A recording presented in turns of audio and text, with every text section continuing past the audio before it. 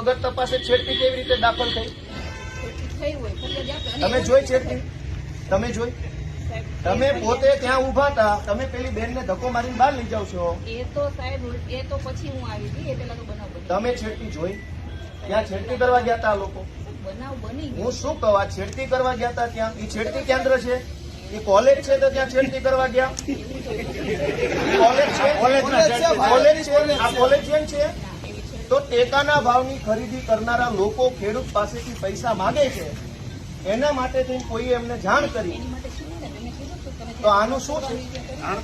આમાં એફઆરઆઈ થઈ ગઈ કે નથી થઈ? એક મિનિટ, તમે એમ કહો જ્યાં રજૂઆત કરવાનો એને કરો.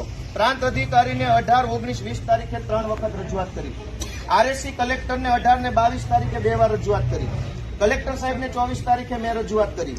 24 તારીખે સીઈઓને રજૂઆત કરી અને 24 તમને એફઆઈઆર આપી. હજુ તમે એમ કહો રજૂઆત કરો, તો આ ગુંડા તમને રજૂઆત કરવા આવ્યા હતા? બેન, ભગવાનથી ડરો, ભગવાનથી ડરો. તો ધીમે એટલે પણ હું કઈ ખાઈ ગયો? તમે અમને પર ખોટા આરોપ મૂકો. બેન, તમે છેડતીનો આરોપ કેવી રીતે લગાવ્યો ના ઉપર?